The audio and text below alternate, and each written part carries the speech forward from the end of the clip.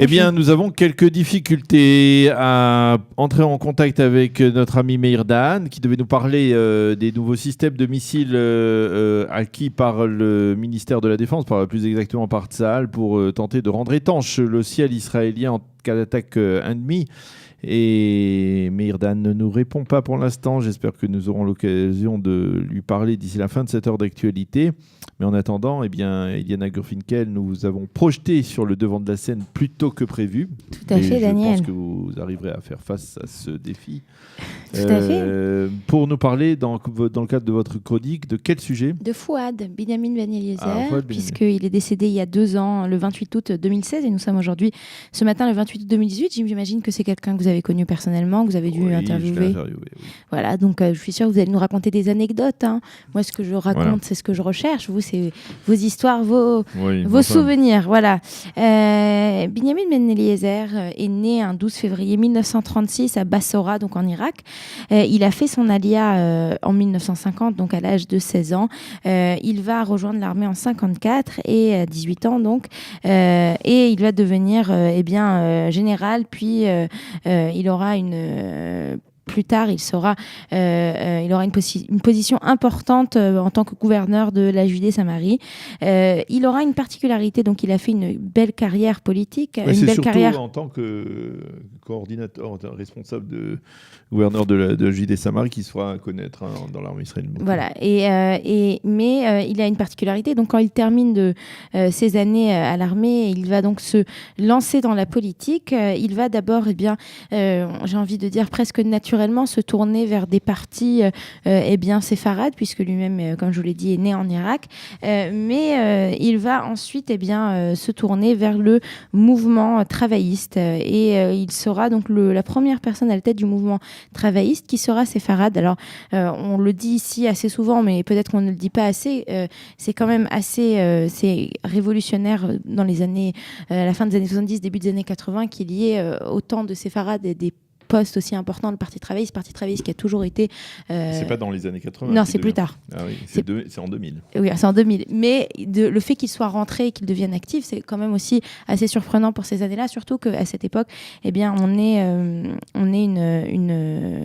a un début, un essai d'avoir des partis séfarades. Au final, le parti séfarade, j'ai envie de dire, qui tiendra le plus longtemps, c'est le parti Chasse, qui se définit comme parti politique séfarade. Vous n'êtes pas d'accord, Daniel ? Oui, mais...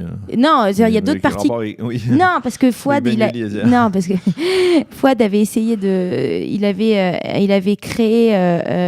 Tami, exactement, qui n'a pas véritablement marché. Pas créé, mais il avait participé. Il avait participé, il était donc un membre, et puis ça n'avait pas marché. Ensuite, il avait fait partie du parti Yachad, et puis ensuite dans le Maharach, et enfin, il rentre quand le Maharach rentre dans le parti de travail. Vous vous souvenez de tout ça, n'est-ce pas ? Il va en faire partie. Il va être ministre de nombreuses années. Donc en 92, il commence à être ministre et il sera ministre jusqu'en 2011, presque sans interruption. Et pendant toutes ces années où il sera ministre, il va aussi être le premier ministre israélien à rencontrer Yasser Arafat. Je ne sais pas si vous vous souvenez de ça. Non. Ben voilà, c'est le premier qui va rencontrer Yasser Arafat, ce qui quand même a marqué les esprits. Si déjà on a parlé la semaine dernière d'Ori Avneri, qui avait été le premier journaliste israélien à aller interviewer Arafat, ici on a le premier ministre israélien à aller rencontrer Arafat. C'est donc une personnalité politique assez connue en Israël, qui s'est éteinte il y a 2 ans exactement à la date d'aujourd'hui. Il faut souligner que c'était non seulement il était ministre, il était le chef du Parti travailliste, mais au moment donc de l'accord de coalition gouvernementale entre le Likoud et les travaillistes en 2003 avec Ariel Sharon, il était ministre de la Défense.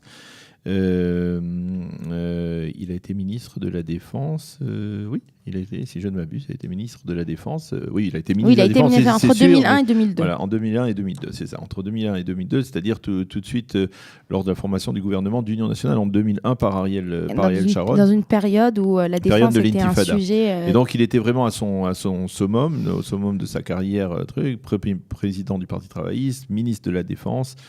Et après, on va dire qu'il a chuté, on va dire. Il a une fin de carrière plutôt difficile, on va dire.